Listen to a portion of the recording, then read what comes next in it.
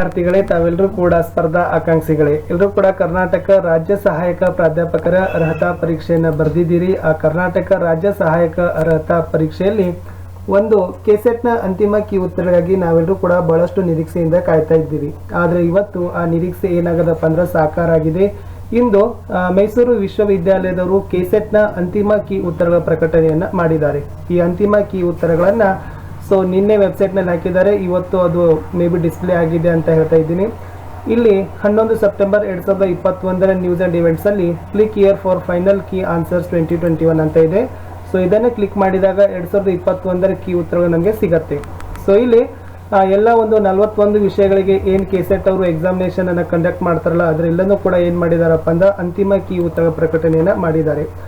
General ಪೇಪರ್ನ ಇದಿತ್ತು KSET 2021 final key answers. ಈ ಸಾಮಾನ್ಯ ಅಧ್ಯಯನದ ಪತ್ರಿಕೆಯಲ್ಲಿ ಫಸ್ಟ್ ಪೇಪರಲ್ಲಿ ಯಾವುದೇ ರೀತಿಯಾಗಿರ್ತಕ್ಕಂಥ ಕೀ ಆನ್ಸರ್ಗಳು ಬದಲಾಗಿಲ್ಲ. ಜೊತೆಗೆ ಯಾವ ಒಂದು ಪ್ರಶ್ನೆಗೂ ಕೂಡ ಯೂನಿವರ್ಸಿಟಿಯವರು ಗ್ರೇಸ್ ಅಂಕಗಳನ್ನು ಕೊಟ್ಟಿಲ್ಲ. ಇಷ್ಟೊಂದು ರೀತಿಯಾಗಿರ್ತಕ್ಕಂಥ ಏನು ಮಾಡಿದಾರಪ್ಪ ಅಂದರೆ ಎಕ್ಸ್ಪರ್ಟ್ ಕಮಿಟಿಯವರು ಅವುಗಳನ್ನು ಪರಿಶೀಲನೆ ಮಾಡಿದ್ದಾರೆ ಅಂತ ಹೇಳ್ಬೋದು. ಇನ್ನು ಮುಂದೆ ಅಂತಿಮ ಕೀ ಉತ್ತರಗಳು ಬಂದಾಯಿತು. ಇನ್ನು ಫಲಿತಾಂಶಕ್ಕಾಗಿ ಕ್ಷಣಗಣನೆ ಕೂಡ ಆರಂಭವಾಗಿದೆ. ನಾವುಗಳು ಒಂದು ಊಹೆಯನ್ನು ಮಾಡ್ಬೋದು.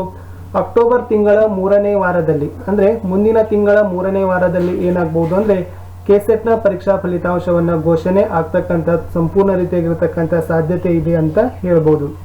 ಯಾಕಂದರೆ ಇವಾಗ ಫೈನಲ್ ಕೀ ಆನ್ಸರ್ಸ್ಗಳನ್ನ ಪಬ್ಲಿಕ್ ಮಾಡಿದ ನಂತರ ಮಾತ್ರ ಯೂನಿವರ್ಸಿಟಿಯವರು ಏನು ಮಾಡ್ತಾರೆ ಅಂದರೆ OMRಗಳನ್ನು ಸ್ಕ್ಯಾನ್ಗೆ ತಗೊಳ್ತಾರೆ. ಆ ಸ್ಕ್ಯಾನ್ ಆದ ನಂತರ ಅರ್ಹತಾ ಪಟ್ಟಿಗಳನ್ನ ರೆಡಿ ಮಾಡಬೇಕಾಗತ್ತೆ. ಆಮೇಲೆ ಸ್ಲಾಟ್ಗಳ ಮೇಲೆ ಲೆಕ್ಕಾಚಾರವನ್ನು ಮಾಡಿ ರಿಸಲ್ಟನ್ನು ಅನೌನ್ಸ್ ಮಾಡಬೇಕಾಗತ್ತೆ. ಇದಕ್ಕೂ ಕೂಡ ಕನಿಷ್ಠ 2 ರಿಂದ 3 ವಾರ ಬೇಕು. ಆಮೇಲೆ ಅದನ್ನು UGCಗೆ ಸಬ್ಮಿಟ್ ಮಾಡಬೇಕಾಗತ್ತೆ. UGC ಮೀಟಿಂಗಲ್ಲಿ ಅದನ್ನು ಅಪ್ರೂವಲ್ ತಗೋಬೇಕಾಗತ್ತೆ. ಆಮೇಲೆ ರಿಸಲ್ಟ್ ಏನು ಮಾಡ್ತಾರೆ ಅಂದರೆ ಆ ವೆಬ್ಸೈಟನ್ನು ಅನೌನ್ಸ್ ಮಾಡ್ತಾರೆ. ಇದು ಇತ್ತು ರಿಸಲ್ಟ್ ಅನೌನ್ಸ್ಮೆಂಟ್ ಮಾಡಬೇಕಾಗಿರ್ತಕ್ಕಂಥ ಯೂನಿವರ್ಸಿಟಿಯವರು ಒಂದು ಫಾಲೋ ಮಾಡ್ತಕ್ಕಂಥ ಪ್ರೊಸೀಜರ್.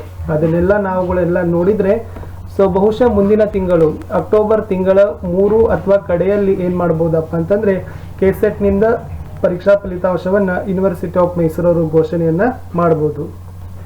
ಅದಕ್ಕೆ ನಾನು ಏನು ಮಾಡಿದ್ದೀನಿ ಇವತ್ತು ಈ ವಿಡಿಯೋವನ್ನು ತಂದಿದ್ದೆ. ನಾನು ಕೆಸೆಟ್ನ ಅಭ್ಯರ್ಥಿ, ನಾನು ಕೂಡ ಕೆಸೆಟ್ ಹಿಂದಿಯಲ್ಲಿ ಬರೆದಿದ್ದೀನಿ. ಇದು ಕೂಡ ನಂದು ಸೆಕೆಂಡ್ ಅಟೆಂಪ್ಟ್ ಇತ್ತು.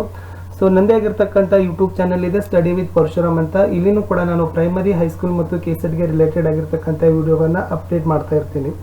ಹೊಸಬರಾಗಿದ್ದರೆ ದಯಮಾಡಿ ನನ್ನ ಚಾನಲನ್ನು ಸಬ್ಸ್ಕ್ರೈಬ್ ಮಾಡಿ, ಬೆಲ್ ಐಕಾನನ್ನು ಒತ್ತಿ, ಹಾಗೂ ಮುಂಬರ್ತಕ್ಕಂಥ ವಿಡಿಯೋಗಳ ನೋಟಿಫಿಕೇಶನ್ ತಮಗೆ ಮೊದಲಿಗೆ ಸಿಗುತ್ತೆ. ಮತ್ತೆ ಸಿಗೋಣ ಇನ್ನೊಂದು ಹೊಸ ಕೆಸೆಟ್ನ ಅಪ್ಡೇಟ್ನೊಂದಿಗೆ. Thank you.